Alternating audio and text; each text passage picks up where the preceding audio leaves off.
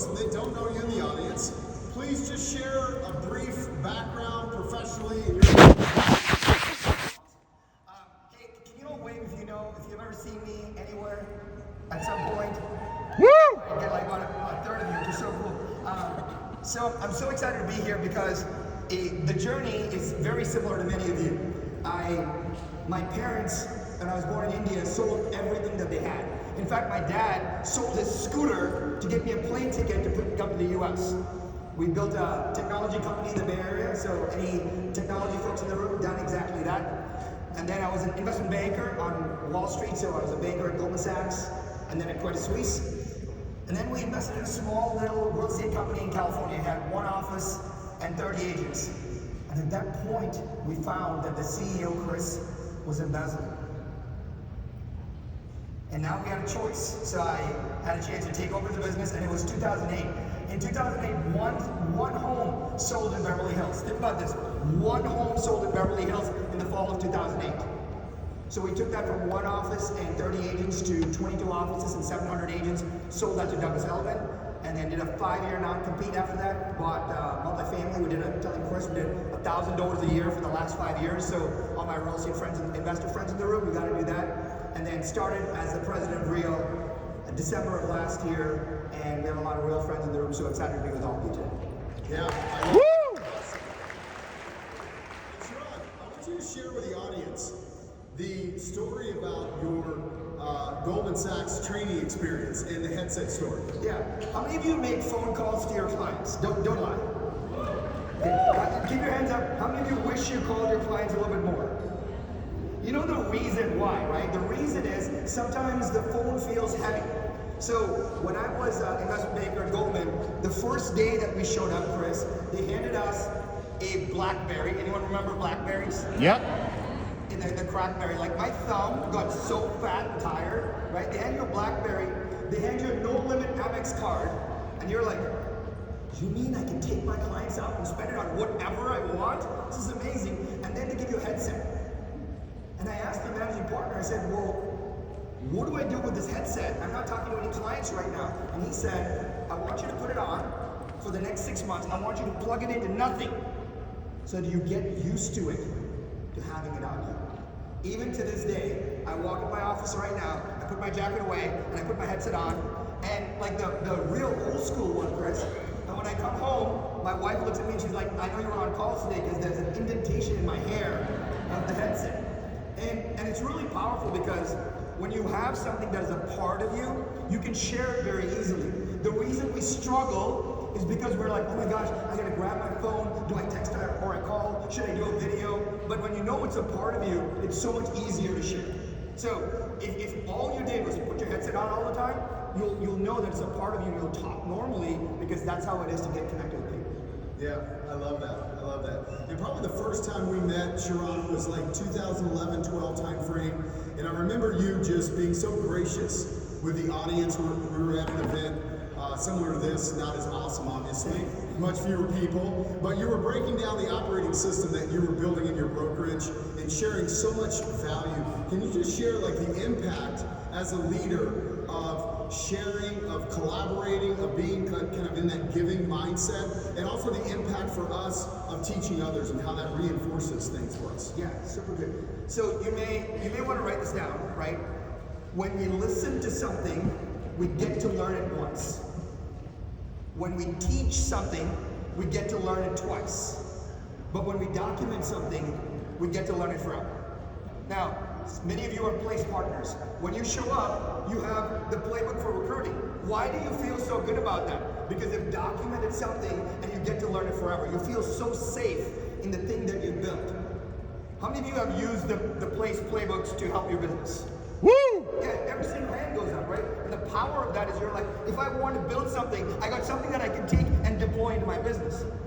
And so I tell our team, our systems are what drive our success. How many of you feel like you have something in your business that works really well? How many of you feel like you have something in every hand should go up? How many of you have something in your business that works really well? Right?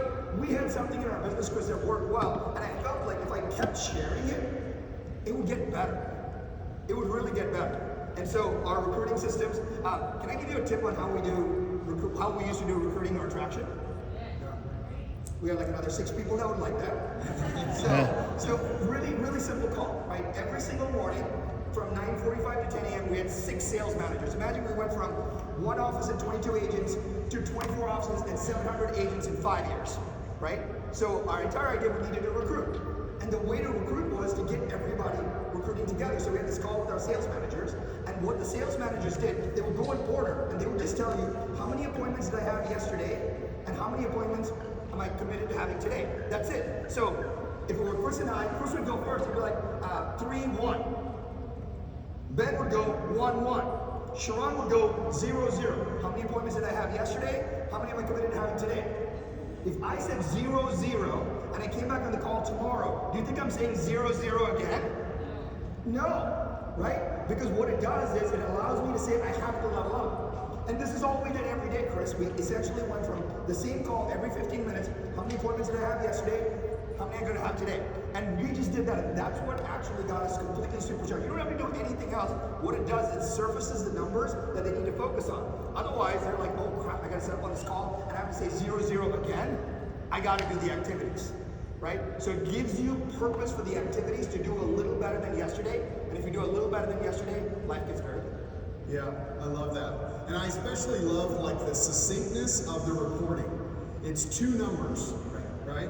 We always say in accountability, the box is small for a reason. Your story doesn't fit in it. You either did what you said you were going to do, 0 and 1, right?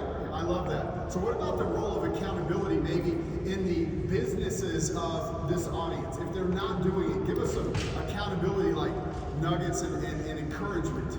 Yeah, so if you feel like, Chris is making, how many of you believe that accountability is important? Okay, absolutely. Do you know what? The reason you believe that is you're completely committed to your goals. The people who believe that accountability is important are super responsible for accountability. The responsibility is more important. The responsibility comes, I don't have to worry about picking up my son at 6:30 from soccer practice. I'm very accountable to doing that because that would be a very terrible conversation with many people if I'm not there, right? Our job is to convert accountability to responsibility. And if you're so clear about what you want to do, that's when the accountability comes in. The reason why it's not that we're not accountable, we're just not clear why we're doing the things that we're doing. That's all it is. If you knew that if you walked every day, drank more water, and like stopped eating bonbons, you'd have a 6-pack, would you do it? You know it, you just don't do it. I do not have a 6-pack. Right? But you don't do it, right? There's a reason for that because you're not clear enough. So a big part of accountability is you have to be accountable to somebody that you don't want to let down. Yeah. That's it. How many times have many of you put gym at 5 a.m. on your calendar but not gone? Right? You are lying. There's some hands, they're just like this. Yeah, we have all at some point put gym on our calendars and not gone. You know why? Because you know that even though you paid the personal trainer, you're like, you know what, Jimmy, no problem. Just take the cash. It's totally okay. I'll sleep and I'll see you tomorrow. Right? But the crazy part is, if I told Chris, who I love, respect, and appreciate, and I told him, hey man, I'm going to make sure I have this new listing presentation done in the next 3 days, and I have to call him 3 days later and not have it done, it's not that I didn't do it. It's that I'm letting Chris down, and I don't want to let Chris down. If you want to build an accountability-based relationship, you got to do it with somebody that you don't want to let down. Yeah. Otherwise, you'll falter, right? Just showing up and having an accountability partner is not different. But if I wanted to get something done in my life, I'd be like, hey Chris, can you help me with this? I don't need you to do anything. I want to report to you. Chris will not even judge me, but I don't want to let him down. Yeah, I love that. I'm looking at our great, awesome family from Honolulu. We had dinner Monday night together. We talked about exactly this, and we've been accountability partnering every morning since we've been here, since Monday night, doing our daily journaling. So exactly, like buy in, have a community, and drive that accountability in your business. And it kind of goes hand in glove, Sharran, with something we've talked about in the past, which is manufacturing momentum for ourselves and our businesses. So touch on that. Yeah, so if there's 2 words that you can write down that is going to create more wealth for you, Chris mentioned those. The 2 words are these: to manufacture momentum. I will tell you this, has there ever been a time in your life where you had no deals at all and your pipeline was dry? Has there ever been a time, right? I will tell you, the only way you feel better is you have conversations. You're like, hey, I have this in place, this client called me, they made me this investment opportunity. I've never seen an agent, I've never seen an entrepreneur, I've never seen a team leader ever feel down when they have momentum. If you're in the hunt and in the game, you will always feel like you can create something. So the question is, how do you manufacture momentum, right? The way you manufacture momentum, please write this down, is to do great things, we must do fewer things. Okay? To do great things, we must do fewer things. And the problem is this, oh, you sit down and you're like, I'm gonna do, Chris, I'm gonna do this 12-month plan. Then I'm gonna do this 5-year vision. And you know what we accept, what we assume? We assume that tomorrow is promised. You assume that nothing is going to happen to you today. You assume that there's nothing going to happen. You assume that nothing is going to happen on Maui. You assume that you're going to be fine tomorrow. To do great things, we must do fewer things. And the way you create momentum is this. Imagine you only had one day a week, and you could not work the other 6. Imagine you only had one day and you could not work the other 6. What activities will you put in? Because when you put constraints of time, you figure out the most important things. We waste time because we know, oh, I'll do it over the next 3 days. How many of you have actually gone on vacation or getting ready to go on vacation and the day before you go is your most productive day? Yes. Why? Right? Why? All Hawaii friends do it. Our Hawaii friends are like, hey, the surf report tomorrow and the rest of the week is going to be amazing. Yeah. So I only have 4 hours to do a week's worth of work. Get after it. So they just jam it. So all I would offer to you is, if you could only work one day, what would fit in that one day because you have a limited number of hours? And then you'll realize that I have to manufacture all the momentum that I can in that one day. Then you'll realize the next day you wake up and you're like, oh crap, I have one more day. And the ability to create so much more happens. So if you did nothing else, and you said, I can only do one day's worth of work, it will change the way you think about what you can prioritize. Yeah, I love that. I love that. But I also feel like, Sharran, that I feel like there's an overabundance of training and like information coming at us. And the wrong advice, bad advice. So then how do we eliminate the noise of all of this abundance of information and bad advice to make sure those in fact are the right things to fit into this limited time that we created? Yeah. If you hear what Chris said, like, I will tell you this. Bad advice that sounds cool is still bad advice. Okay? Or packaged in a cool reel. Yeah, totally right. So I'll give you an example, and you're probably going to hit me when I tell you things like this. You may have heard things like, call your clients. Chris is my client, right? I called Chris 2 weeks ago. Chris and I checked in. He's like, hey, my son's in Tucson. We're going to visit with them. I've talked to Chris 2 weeks ago. Now Chris is back on my list. And I'm like, do I have to call him again? What do I call him with? So what we say is, oh, just call your clients. I think the problem with bad advice is they say, oh, just call your clients, but they don't tell you how. Or they say things like, back to basics. Well, back to basics is, have you guys heard back to basics? Back to basic is not inspiring. If I told you, let's get back to basics, you're like, I've been in the business 14 years, and you want me to get back to basics. I don't even know what that means, right? But back to basics makes sense if you're talking to Spring Benson, and she will tell you what exactly back to basics means. Back to basics makes sense when Eric Hatch says, when you go back to basics, you do these 4 things. Bad advice. Oh, here's my favorite one, Chris. You're only as good as your last 7 videos. Have you heard that from the gurus? Bullshit. Like, that's ridiculous. You know why? Because we then start to do things like, we'll make any video. We'll say, oh yeah, I'm going to make a video about earnest money. Nobody woke up in the morning wanting to watch your video about what is earnest money. You know that, right? We do so much dumb shit. Like, it's crazy because some guru who has never talked to a client in their lives told you to make 4 videos. No, that's fascinating to me, right? But the reason bad advice is irritating to me is because nobody tells you how. right? They say, oh, just knock on people's doors. Go door knock and say, knock, knock, hi, I'm Sharran. Do you have any real estate needs? I'm sorry, I didn't wake up in the morning thinking, oh, I have some real estate needs today. Do you realize the dumbness of that script? Right? We just say, oh, somebody told me this, so we're going to do that. The problem, and the way to suss it out is really, really simple, Chris. Would I say the same thing to my grandma? Would you say to your grandma, hey, Gramps, do you have any real estate needs? Would you say that to your grandma? Or here's the best part. Hey, Gramps, have you ever had any thoughts of selling?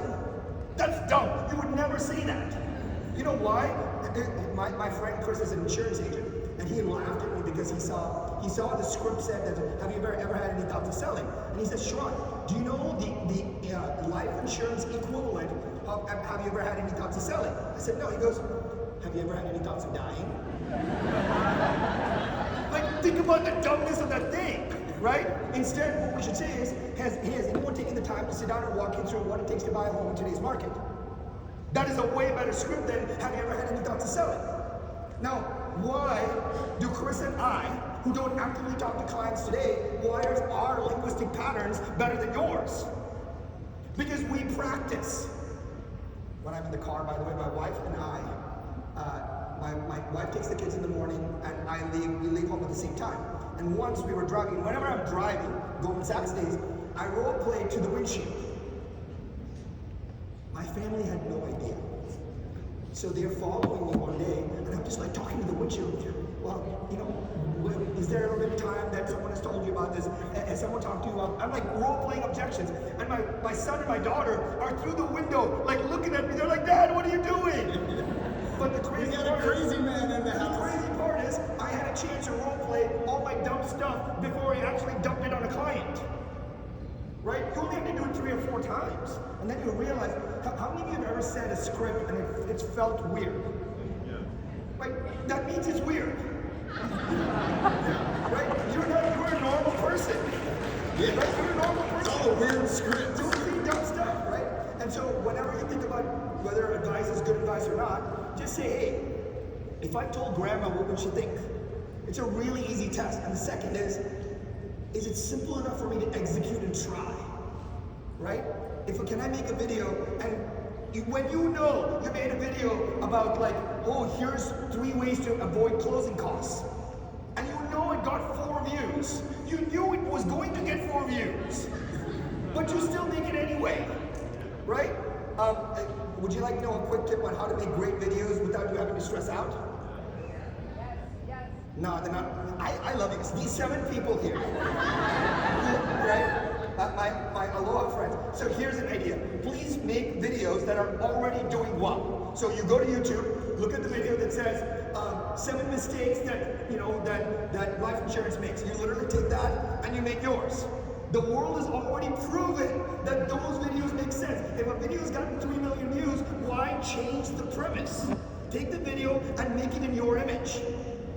The way you make videos is model something that is already working, and then just change the content to fit yours. Don't come up with new cute ideas. It's not like oh, you should buy this, this craftsman in Scottsdale. No one cares about your craftsman in Scottsdale, right? But if there's already a video that's working, take the core essence of the video, take how it started, and do the same thing for you, because the world is telling you that they like that, right?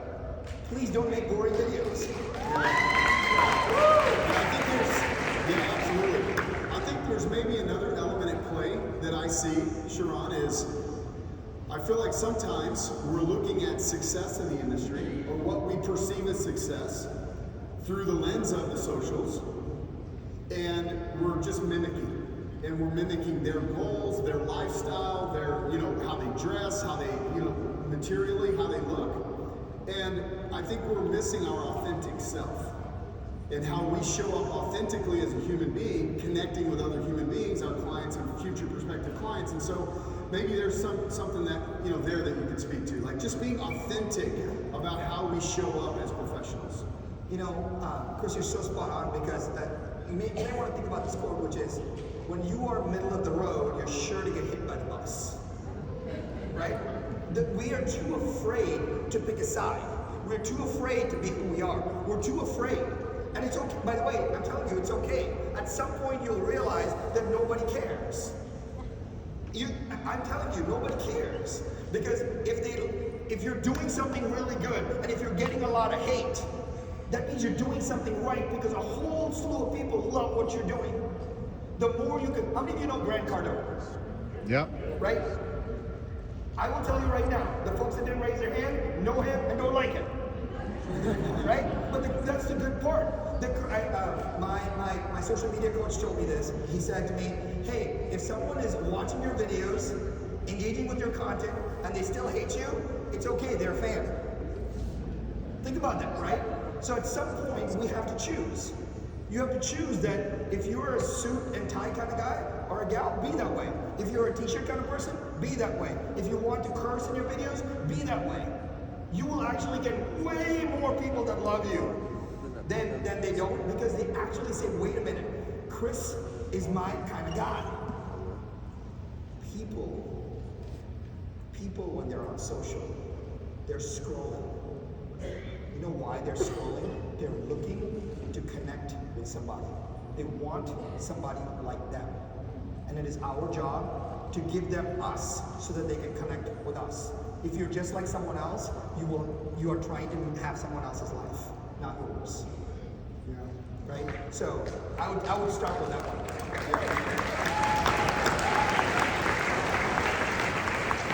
Absolutely. And I think it really goes beyond, I mean, just to state the obvious, but this goes beyond how we show up in our socials.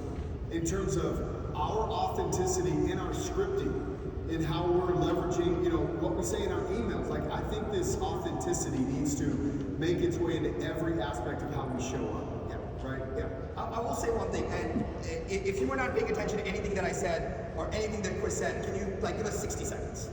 Right? It's so hard for me to tell you this, but I'm living proof that somebody who has nothing, who has done nothing, who has not been able to create a lot, has done okay. And that is because of one thing. Fame is the most efficient business model. Fame is the most efficient business model. How many of you knew Ben Kinney before you got here? Every single person in the room. Fame is the most efficient business model. If Oprah tweeted out your business tomorrow, would it be good? Yeah, fame is the most efficient business model. Now, how do you manufacture fame? How do you manufacture celebrity? By doing one thing. Whatever you would sell, you give it away for free. The number one problem in our industry is what I call promise over proof. So Chris, they say things like, hey, Mr. and Mrs. Client, when you list with us, we will do A, B, C, X, Y, Z. Hey, Mr. and Mrs. Buyer, when you have loyalty with me, they don't understand what that means, by the way. Like, they have no idea, right? Then I will go to work for you. Hey, when you work with me, I will do this for you. When you sign this contract with me, I will do all this effort for you. Only if you're pre-qualified will I show you this house. Do you know that my wife will not call her favorite Thai restaurant to order food because she doesn't want to pick up the phone and call somebody? She will order food from her second favorite Thai restaurant because she can do it on DoorDash, and she will not call her favorite Thai restaurant. And what we're doing is we have somebody calling us from a side call, and we're trying to pre-qualify them and not show them the house. Like, think about that for a second. Fame is the most efficient business model. The way to actually achieve that, but whatever you do, you want to give it away for free. Because it's not promise first, it's proof first. There are many of you here who are not place partners yet, but you realize that everything that the entire place team is sharing with you is what? Proof. Proof that if you see all of this, everything behind the curtain is exactly this way. Like, think about that for a second. They're not saying, hey, let me give you a peek. They're saying, let me give you everything. Because if you like this, you will like that. And the most important part for us is just figure out how can we give more away, because everyone's trying to hold back. If you just give more away, people love you more. If you just give more away, people care about you more. If you give more away, you have more to give away. Think proof over promise. Yeah. Woo!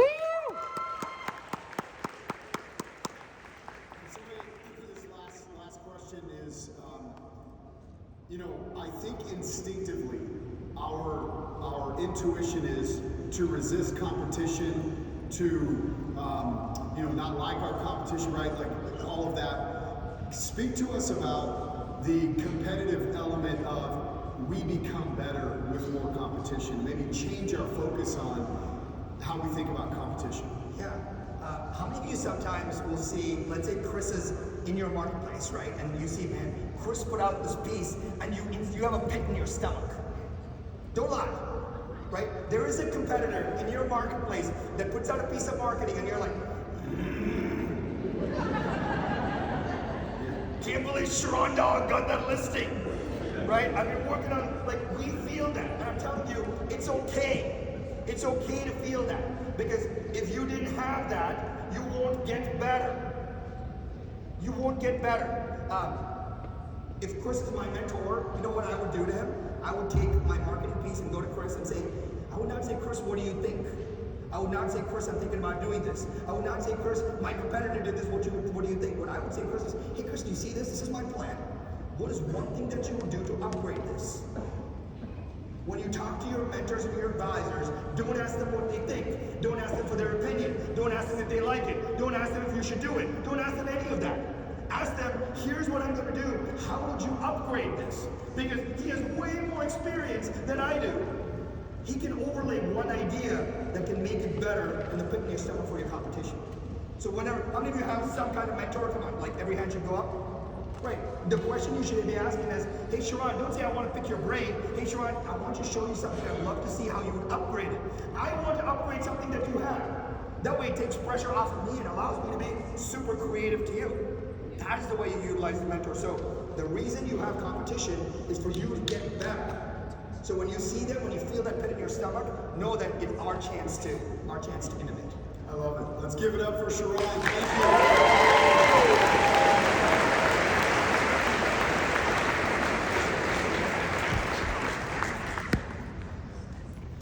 you.